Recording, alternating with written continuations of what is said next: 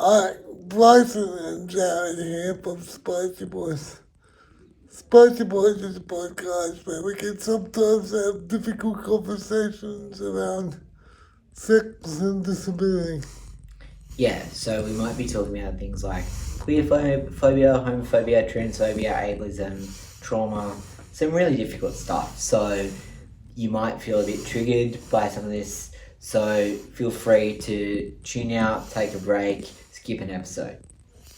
Hello, welcome to the Spicy Boys podcast. This podcast is recorded on stolen Aboriginal land. And on behalf of myself and Bryson, I would like to pay my respects to elders past, present, and emerging.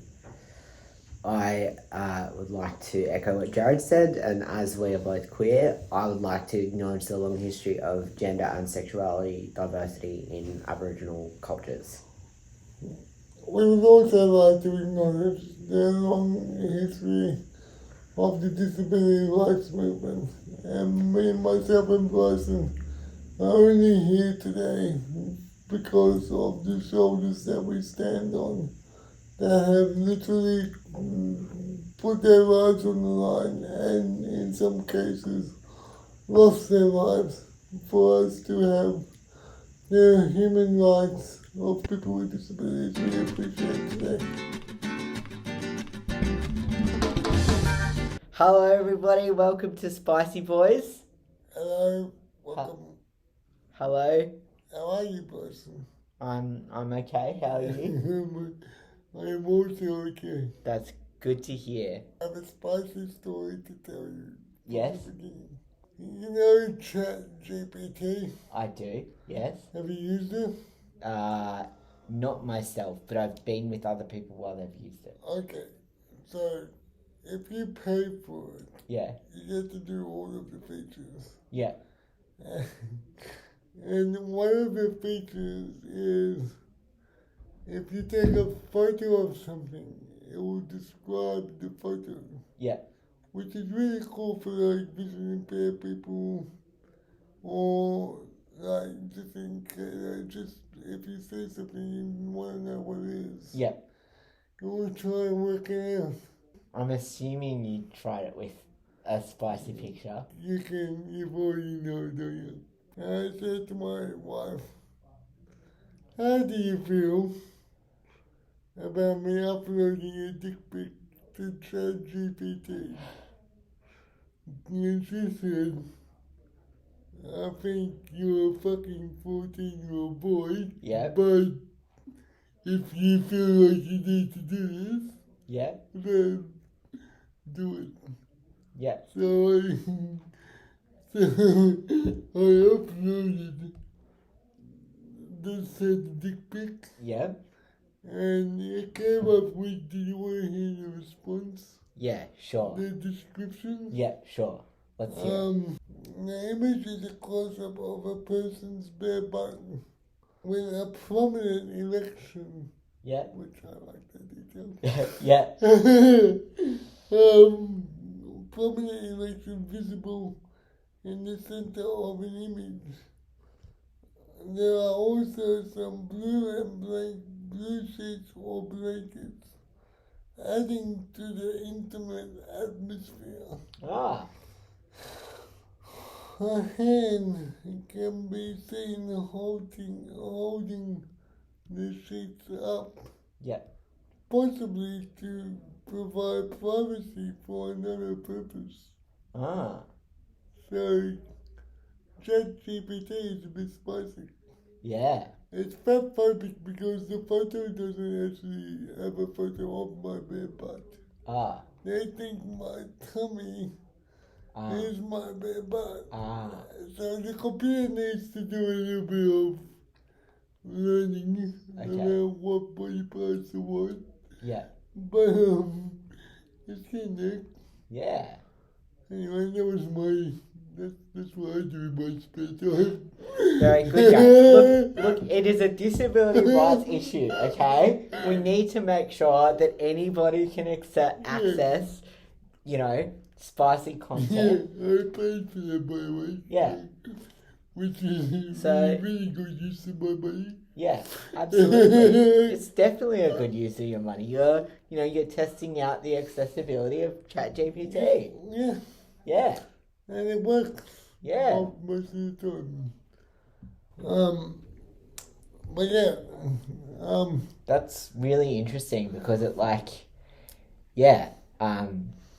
kind of what you said about possibly some of it was a lot more nuanced than I expected it to yeah, it wasn't like, this is a photo of a penis. be. Yeah, yeah, Which is what I was expecting. Well, what I was expecting is, please don't upload dick pics to ChatGPT because we don't allow it. yeah, And then if it accepted it, I was just expecting, this is a penis. yeah, yeah, Not, why is there a penis? yeah. That's really I think interesting. it's cool. Yeah, it is cool. So today, we didn't actually start out with the intention of discussing Jarrod's no, dick. this is not the episode. No, this is the prelude. Yeah, Probably that's the most spiciest bit probably. of the episode. Probably. Doesn't mean you can't stick around for more. Yeah. But if you don't, it's not gonna be an hour of penis stories. Yeah. Don't worry. My discussion of my genitals will be later in the series. I'm looking forward to that one. Subscribe for more. Yeah. But today we're gonna talk about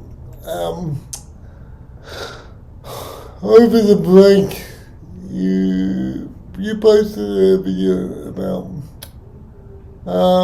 trans-masculinity. Yes. And it was something that I knew the topic in the conversation existed. It wasn't something that I would, being a cis man, really think about how some of those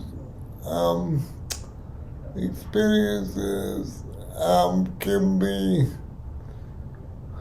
toxic, good, bad, indifferent. Yeah. So did you want to explain what the video is about and why you posted it? Sure. So the video Jarrod's talking about is a video that I posted on my Instagram, which you can follow. I don't want to say it here because I don't want to plug in the video, but maybe Jarrod will link it in the description. Where I was talking about how a lot of trans men and trans-masculine people have complicated relationships with their masculinity, and how a lot of the time they really wrestle with that because they think that feeling a complicated way about their masculinity means somehow that they're not male enough or they're not masculine enough.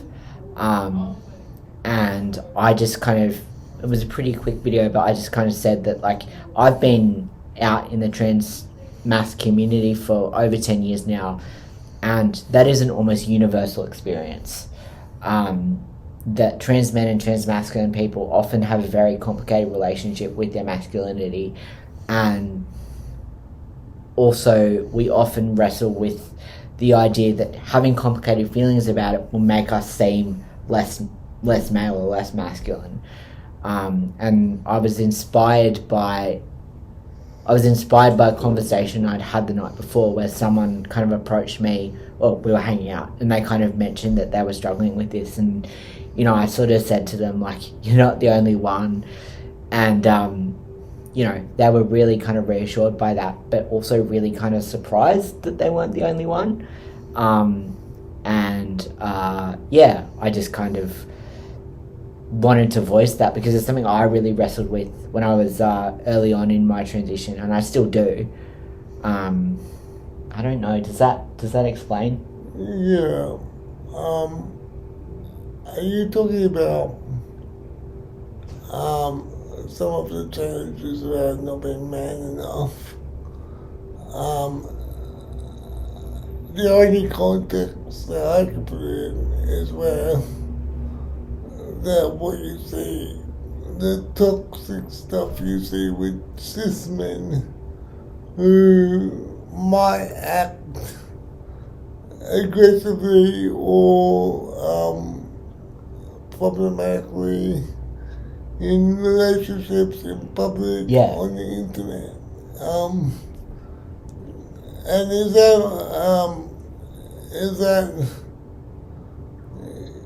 that used in the trans-masculinity to portray a more manly attitude? Yeah. Call me out if I'm wrong. Yeah, so that's a big question. So I think I can only share, I'll share from my own experience. So I think, like, when I was figuring out that I was trans, I felt this real tension between my desire for masculinity, my desire to express myself in what is a pretty stereotypically masculine way, things like, like only wanting to wear typically masculine clothes, wanting to have a beard, wanting to have a deep voice, wanting to interact and be understood in a masculine way, and then simultaneously understanding or fearing that at least some of those things would play into toxic masculine stereotypes. And I think for a lot of trans men and trans masculine people, they struggle with the tension between their desire to be perceived and understood as masculine or as man, and their understanding of toxic masculinity and their experience of it as people who were not previously seen as men. But I imagine, like, for example, there's a risk of, like, even if it's a perceived risk or not, if you started advocating for feminist issues, and I know you do, but there could be a perception that, well, Bryson there could be a transphobic view that, well, Bryson is advocating for feminist views because he was a woman. Yeah. And then you're hyper aware of that. Yeah. So some people might go in the other direction and be less feminist. Yeah. Come across as more masculine. Yeah. Definitely, there is kind of some trans men and trans masculine people unfortunately really lean very hard into rejecting any association with femininity or any connection with it, because they are so afraid that if they don't, they will then be like misgendered, and people will say, oh, well, you only feel or think that way because you used to be a woman, or because you still really are a woman. And even if that's not what they're thinking, your subconscious bias, not subconscious bias, but your subconsciousness might think that they're thinking that. Yes. Even if they're not. Yes. Yeah, I think a lot of people have this fear that if they are, in any way feminine, that will then, and all men have the fear, unfortunately, but for trans men, there is that added layer of people can tie it back to, well, you used to be a woman, or you really still are a woman.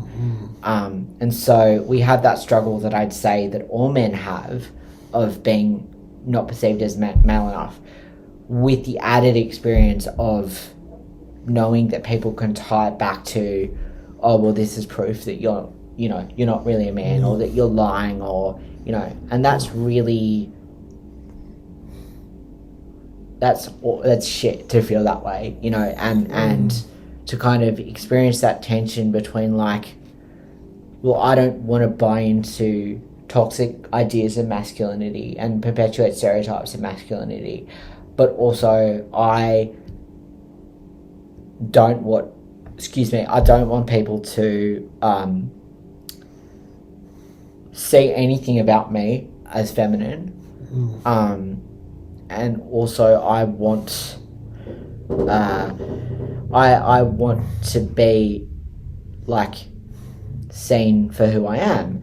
And how do we do that? We for many of us, we do that by signaling stereotypes. Yeah, signaling stereotypes. Yeah. Mostly in mainstream society. Yeah. So, yeah, it's interesting. Yeah. I only have my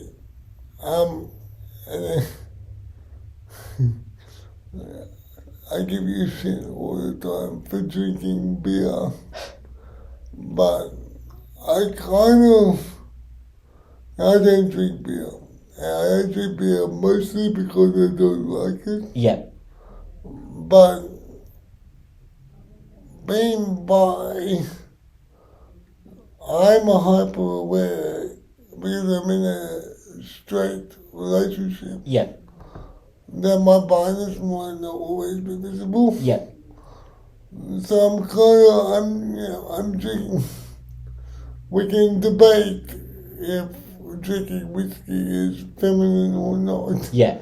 But, I drink Diet Coke. I enjoy a latte.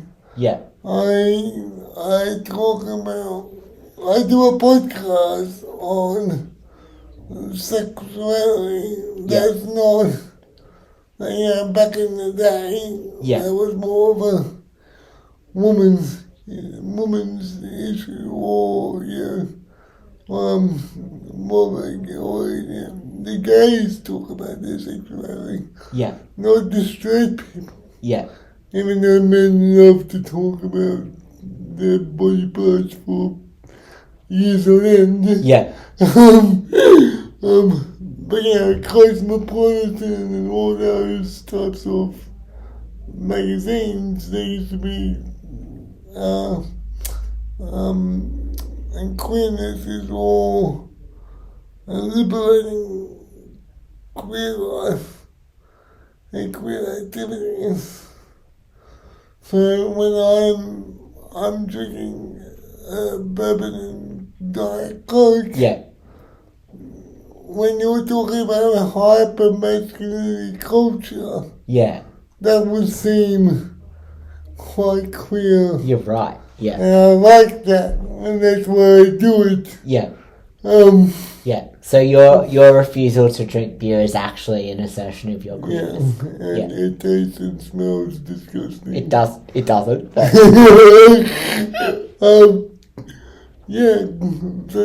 so you're right, I'm probably missing out on a nice Corona with a slice of lemon. Yeah.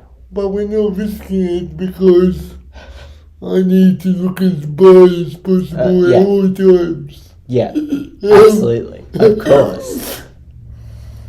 But it's really interesting coming back to masculinity and queerness. Yeah. It's not the same at all.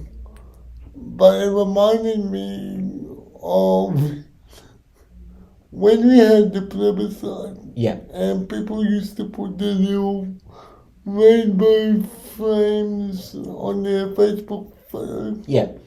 My Facebook photo was a group photo. Yeah. Of me, and I was in the group photo. Yeah. Along with about 7 other people. Yeah. And I put, the little vote yes. Yeah.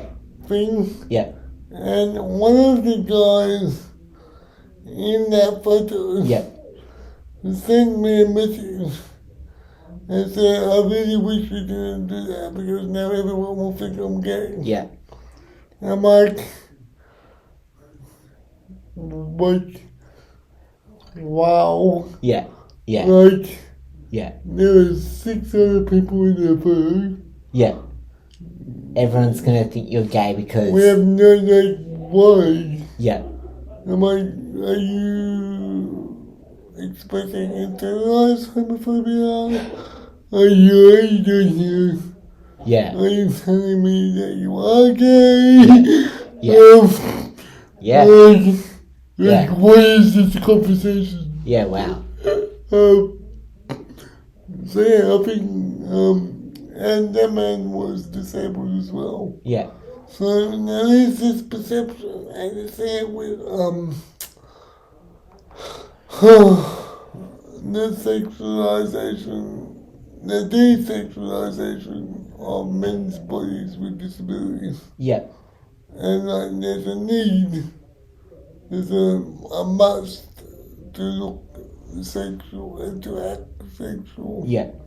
When you're a man with a disability. Yeah. And especially as that you have to look straight as possible as well. Yeah. And then when you're, on the other hand, women and often non-binary people are seen to not have a sexuality at all when they're disabled. Yeah. And so I think that's how we end up in problematic situations where every disabled man is looking for a sex worker Yeah. to have sex with them as soon as possible. Yeah. And women with disabilities are not given a thought about. About what? They're not given a second thought about their sexuality whatsoever. Yeah. Yeah. Yeah. Yeah. So just to come full circle with this video, I think it's important that we talk about solutions, not just problems. Yeah. So how do you balance that yourself in your situation? If you do. It's an ongoing. Work in progress. It's an ongoing thing. I mean, I feel like it's such a cliche, but talking about it, being open about it, allowing myself to sit with the tension. You know, being like, you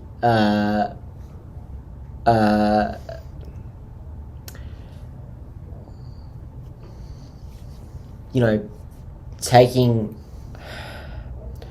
joy in my masculinity and simultaneously, you know, choosing to behave in ways that, you know, stereotypically might be seen as less masculine. So,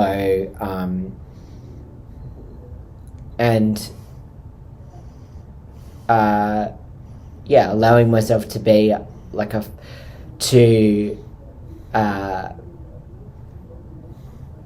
allowing the tension to exist and to know that there's no easy answer. You know, like if I could share, like Jarrod and I had Christmas together, not just the two of us, it was a whole group. It was very nice. And one of the things was that is so gay. What? That is so gay. It was a very gay Christmas. Everyone there, apart from your wife, was queer. But you know, like there was like it was a fantastic day, really fun. But one of the things that and there were lots of great moments, was something that stood out to me was I was kind of joking about how I'm just such a man and and then you just kind of casually were just like, well, you are. And that was so affirming. And I remember in that was even though I was a little tipsy, I was that was something that I really kind of thought about, and it was just such a nice moment of just feeling affirmed in like a way that wasn't like contrived. And like I was kind of setting myself up being like, yeah, I'm such a man, and you just kind of casually were like, yeah, you are. And it was like, I think, wow, you're almost boring. Sorry, what? You're almost boring. Do you say I'm always boring? You said I said you're almost boring. Oh, almost boring. Okay, yeah. Thank you, Jarrod. Lovely. Yeah, but like allowing, I mean, that was a perfect example. Like being like having moments of like, oh yeah, like I feel, you know, really affirmed in my masculinity, and like, you know, but also allowing myself to like make fun of it. And I think it helps because like it's different than the normal stuff you're used to, like queer people are used to. Yeah, okay, you don't need to tell everyone. Like it wasn't like that. No. It was more, yeah, man, I get you. yeah. Like I wasn't trying to be like, Bryson, stop waving your transness everywhere. No, it didn't. Yeah. No, it didn't feel like that. Yeah. And it felt nice, and like, you know, and we were kind of joking around, and I was, you know, being a typical man, but then also I fucking had that salted caramel whiskey, and I tried some partly because I wanted to, but also partly because I was like, well, this is like a bit of a fruity thing that I can do, you know.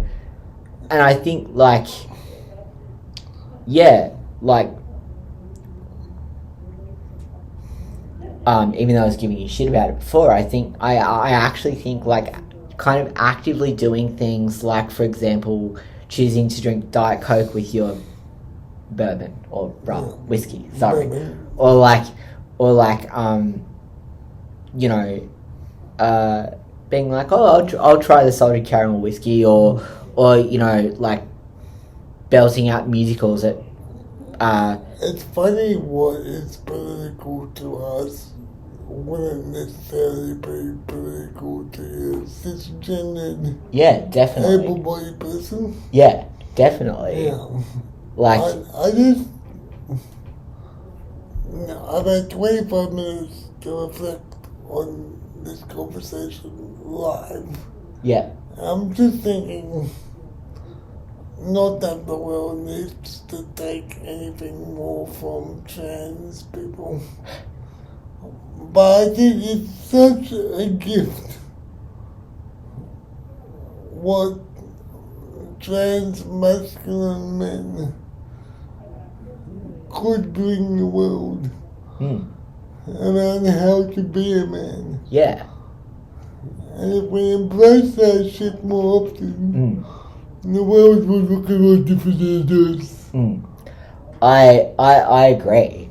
Obviously, I'm very biased, but you know, like I think that, you know, when you have people who are men, not people, when you have men who have had such a breadth of experience, you know, and have experienced the world being perceived as women, you know, that brings such a different experience, and like it opens up the conversation about masculinity. And that's something else you asked me before, how do I manage this for myself?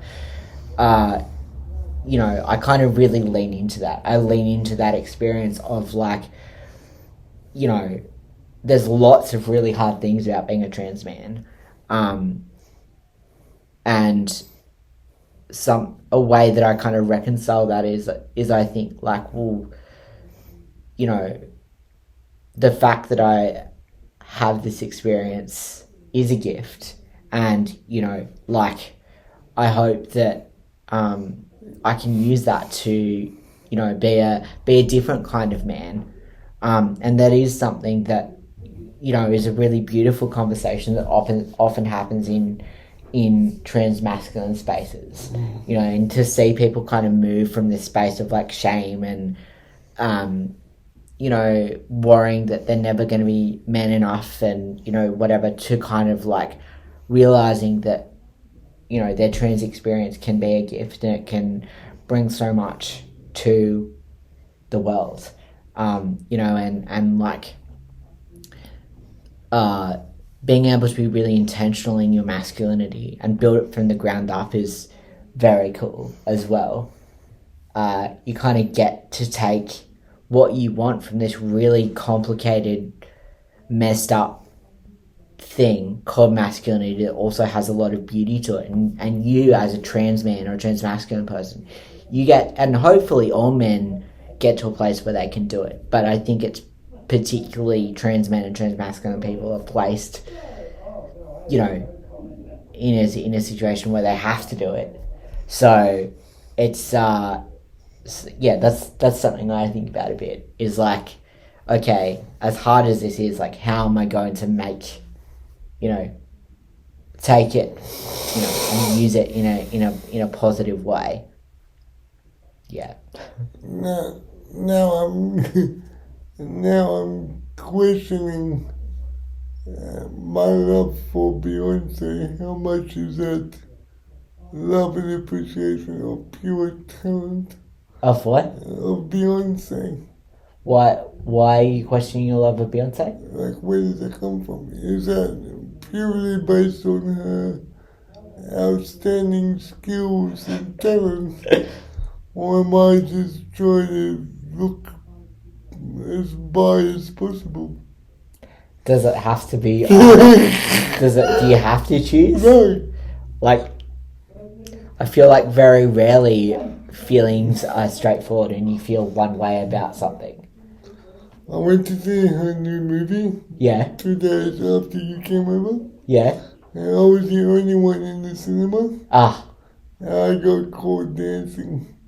You what? I got caught dancing. That's by the 17-year-old bloody person working in the cinema. That's so good. I love that. It I was love a that. good time. Speaking of a good time, like you said, you came over at Christmas. Yeah. And you brought up a really good, we were just talking about Netflix and whatever. And you mentioned a TV show that was a little bit problematic. Yeah. And I thought about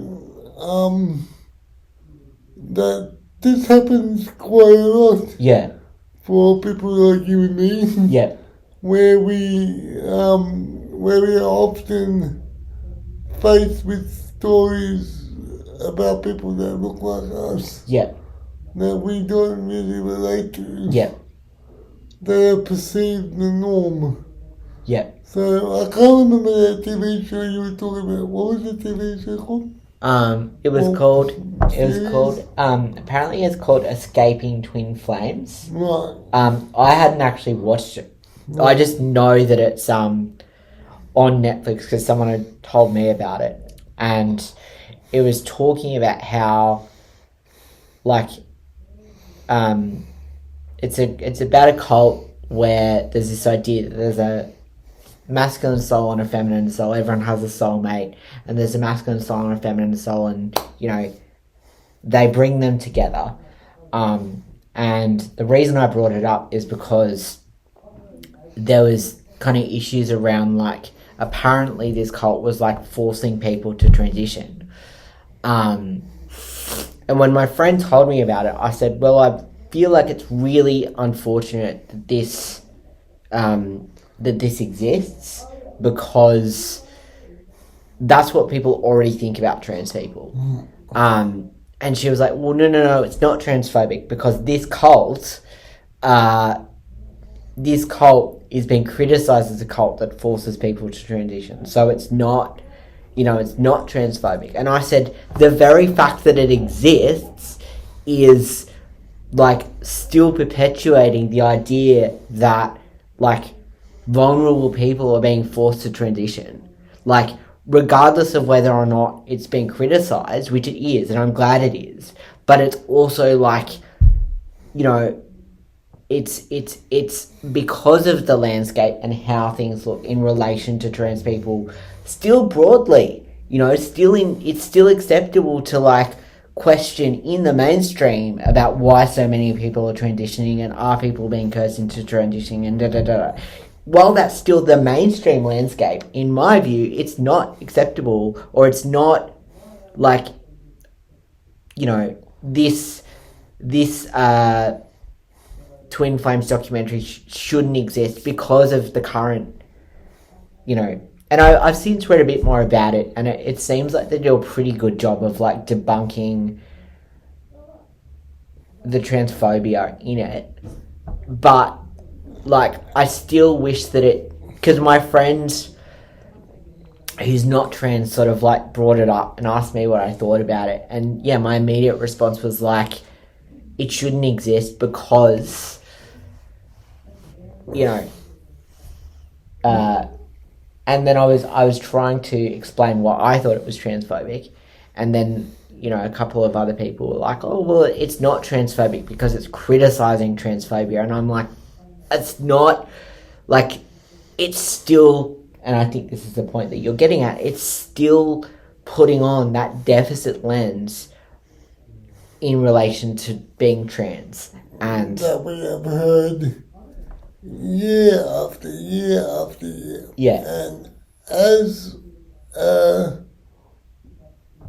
collector of and creator of movies and film and conversations, one thing that that is not captured on film or in a photo or in a podcast, maybe in a podcast, but not in a film or a photo, is the current state of affairs. yes. For me, that's not, like, when I watch old movies, like, if I watch an old war movie, I don't know if I'm watching an old war movie depicting an old war that was. I don't know the difference. Am I watching a current old war movie, or am I watching a current movie depicting an older scene? So Right. there's time that gets lost in storytelling. Yeah. And I think at best, it's an unfortunate timing for this movie to come out. Yeah. And what I hear a lot is, well, Jarrod, you're always saying we need queer stories or disabled stories. What, now you're complaining that we are watching them and you're not happy. Yeah. And I have a really vivid memory in my mind. I don't have a queer version, but I have a disability version of some of the shit we are up against. So I don't know what they call it in New South Wales, but in Victoria they have the TAC, and that's the road when you become disabled from a car accident. Oh, yeah. They will look after you. Yeah. But they also advocate for, you know, don't drink when you're driving, don't speed or whatever. Yeah, I think it's the RTA here, I think. Yeah, so the TAC had this ad of, they were trying to explain to people, you know, what happens if you speed. Yep. And it was making it to a car accident. Yep. And then the scene goes from that to him being in a wheelchair. Yeah. And wetting his pants. Yes. And like, I'm like, and this was like 20 years ago. There's literally an almost identical ad right now. I don't think the hand. I'm pretty sure the pants wedding doesn't happen. But there's literally. I was about to ask you, is this a recent ad? Because I literally. Like 20 years ago. Yeah. And back then, I was like, that's not my life. Yeah. Yeah. Like, why, I don't understand what's going on. Yeah. Are we saying that disability is a punishment? Yeah. Yeah. Are we, Right. what's going on here? Yeah. Why are we framing disability this way? Yeah. Is it helpful? Yeah. It buys into the idea that the worst possible outcome is for someone to be disabled. Yeah. And not even dying. Yeah. Like, wouldn't dying be worse? Yeah. Like, wouldn't Yeah. like, wouldn't you have like a grieving wife or something? Yeah. Or partner or kids? Yeah. Like, why is the wheelchair a bad thing? Yeah. Like, and I think, like, yeah, it's interesting that was 20 years ago because, like I said, there's almost an identical ad right now that I saw, like, yesterday or the day before. Yeah. So things haven't changed. No. And I think I also want to jump in and just say, like, because I can see hopefully no one who listens to us, because hopefully they're all on the same page, but I can see, or I have seen in broader conversations about this kind of stuff, well, like, are you denying that there's negative things about being disabled? No. You know, are you denying that disabled people don't suffer or grieve, or that they're not allowed to? And I don't think that's what we're doing. I think we just had this conversation in the workplace 2 hours ago. Yeah. About what disables us. Yeah. And if all you're getting is this 30-second video, Yeah. that's not what disables us. Yeah. Anyway, yeah, so we get this criticism like, oh, you wanted representation, Yeah. and now you're upset because you don't like the representation. Yeah. I'm like, can we please diversify Yes. the stories being told? Yeah. I think. Yeah. I think diversity of stories is really important, and like Jarrod and I were having a chat beforehand. Yeah, there's often like the same narratives get repeated over and over and over again, for one thing, and like the reason that like one story will get so much criticism is because it's often one story. Like there is still a scarcity mindset that exists. You know, like stories that are about queer people, are about trans people, are about disabled people, are about people of colour, are still so rare that the stories that do exist then have to shoulder the burden of trying to, you know, like be all things to all people, and they absolutely can't, you know, if that makes sense. I'm gonna be a little bit risky here as well. A little bit what? Risky. Oh yeah. Because a movie company is not gonna make a movie that nobody would see. Yeah. So my question is, why do we keep going to watch these movies in the first place? Why is it that we're comfortable with the idea of the sad story of disabled people? And why are we interested in queer happiness, in trans happiness, in disabled joy? Yeah. That we're like, yeah, well, this is boring. Why do we find that boring? Or why do we find that not interesting? So hang on, are you saying we as in you and I, or we as a society? As in a society. Yeah. But if we wanted to see it, the movie companies would make it. Yeah. Because they're all about money. Yeah. So why is disabled sorrow and transphobia a cash grab, Yeah. but trans joy and disabled success Yeah. is not not worth the money it's written on? Yeah. Why, guys? Why? Why? What's wrong with you?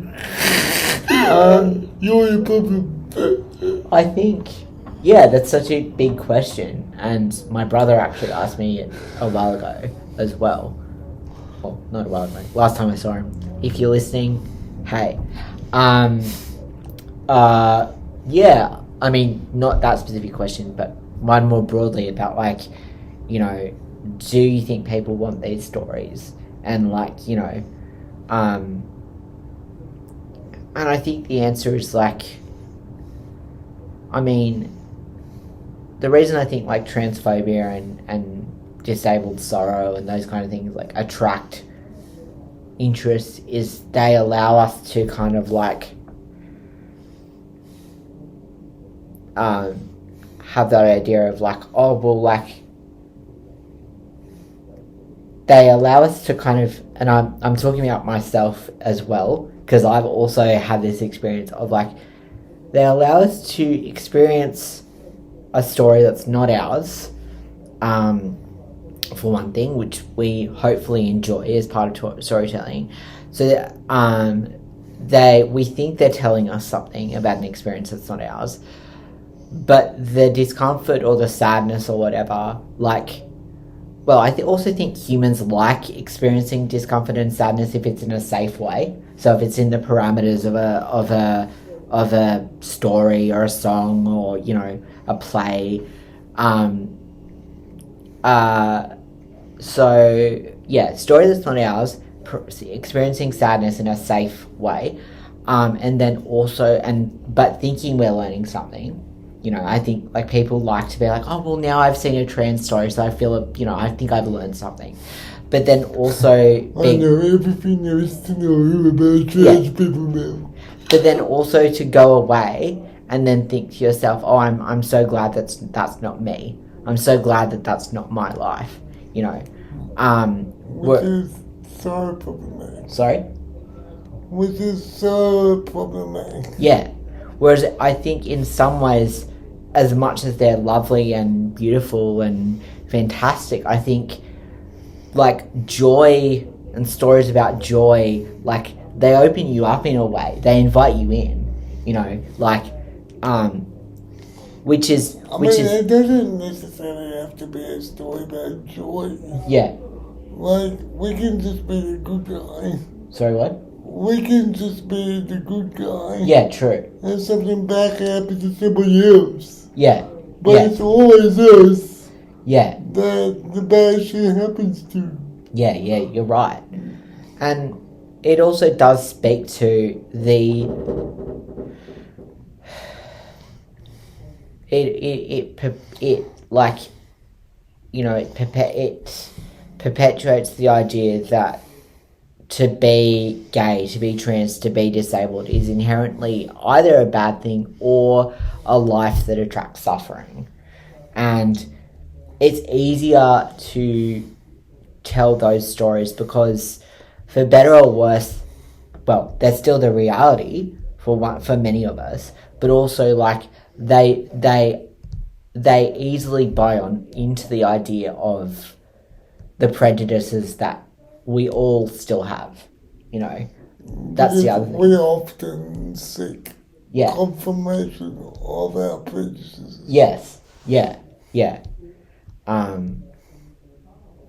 So yeah, I don't know if that was that was a lot. I don't know if that was an interesting... Reminds me of my guilty pleasure. Yeah. In the movie Love Actually. Yeah. And I love that movie. Yes. It's very, very problematic. Yeah, it is. And there's so many things wrong with that movie. Yeah. I remember in one scene, the porn couple. Yeah. The couple that are making porn and they want to go on a date. Yeah. and the woman in that relationship gets a phone call in the middle of them about to have sex. Yeah, simulating sex with them. Yeah. And she gets a phone call from her her brother who has. No, you're actually mixing up two stories. Am I? Yeah. So there's. I need to watch it. So again. there's a story where there's a couple who are both like stand-ins for actors, and they simulate sex scenes to get the lighting and all that kind of stuff. So there's that couple, and they get together. There's also a storyline of a woman who really has a crush on her workmate and like wants to be together, and while they're about to do the deed, she gets a call from her brother, who's who has a mental illness, disability, whatever, and it's portrayed as this sacrifice that this woman has to do or to deal with, or a problem to be solved. Yes. That's getting in the way of, her women's liberation to have sex with the person that she's attracted to. Yes. And so, and it's presented in, it's presented like the man still loves her, regardless of this sister's cock-blocking brother. That's not actually how it ends. Right. And I also... So, I disagree with that reading. We're about to disagree on Spicy Boys. We're about to disagree. Yeah. So, the first... Because I've seen that movie about 4 or 5 times. Do you like it too? Sorry? Do you like it? I do. Are you a fan? So the first 2 times I watched it, I loved it. I thought it was great. The third time I watched it, I kind of thought like I'd started reading and learning more about the problems with it, and so I didn't like it. And then the last time I revisited, I liked it again because I had kind of... I was like, yep, I know it's problematic. I'm going to watch it with like full understanding of the fact that it's problematic, but I'm still going to enjoy it. And so the first couple of times I watched it, and that storyline, the woman, her brother has some kind of mental illness, and I very much felt that pity, and I felt very sad for her, and I was like, oh, it's so sad for her that she's sacrificing her happiness to like, go and, be with her brother who's, got a significant mental health issue. Then after I watched it, knowing it was a bit problematic, I was really angry. I was like, this is so fucked up the way they're portraying this. Like, oh my God, it's so ableist. And then the most recent time I revisited it, I was like, well, you could look at it as like, and this is what I think the right way to look at it is. It's like, well, no, she is, because the movie is supposedly all about love.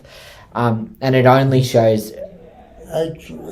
Actually. And it only shows very few forms of love, really. Unfortunately, because all the couples in it are straight. Ugh. I hope if they... What? No, there's no gay couples. There's no gay couples. The band manager. Yeah. No, they're not gay. They're not gay. He just says he loves him, but they're not gay. I think he is. But then there's a storyline with the woman and her brother, and rewatching it recently, I was like, well, this is another portrayal of love, and it's like she's not choosing the lesser form of love. She's choosing a love that is just as valid and just as equal. Wow. Like, and I looked at it through that lens. But it took like 4 or 5 watches. But the mainstream audience are not going to see it. No, they're not going to. They're still going to see it through that. Oh, this poor woman has sacrificed her, like, her potential for a romantic relationship. No, a mainstream audience is probably still going to think that. But I went through a journey. But yeah, sorry, I interrupted what you were saying about Love Actually.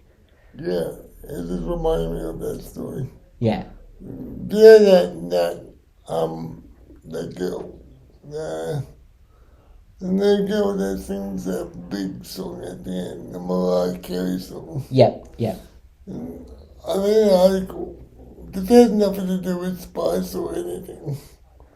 But that 11-year-old girl apparently had a voice so good that they had to make a shit Really? to turn it down to make it more believable. Wow. That is so cool. Wow. Wow. I love that. That's really...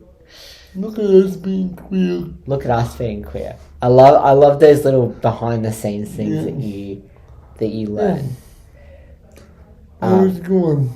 Sorry? I like that movie.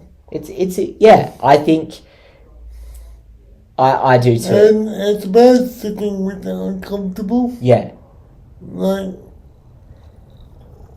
but a lot of people don't do that. Yeah. A lot of people are like, that's good. Or That's awesome. yeah. Or they're wrong. Or they're like, well, I'm not watching it because it's problematic. It's like, well, you know, like, you can enjoy things that are problematic, and saying that something problematic doesn't mean that it doesn't have good aspects, or that you don't enjoy it, or that, like, you're a bad person for enjoying it. I enjoy AFL. And that's problematic. Yeah. Domestic violence numbers are higher. Yeah. When the AFL Grand Final is on. Yeah. Doesn't mean I'm not going to watch the Grand Final. Yeah. Yeah. But I know. Yeah. I know. Yeah. Yeah. Well, what a great episode. What a great episode. We think so. Yeah. If you want to let us know, please do. Yeah. Please do. And let us know if there's anything that we've talked about that you want to hear more about, or any topic suggestions, or... If you upload a photo of your genitalia to ChatGPT, and they give you a description, maybe you whack it in the comments. Don't whack the photo in the comments. I'm not endorsing that. I'm not endorsing posting a description of your genitals in the comments. That's... If you want to privately send them to Jarrod...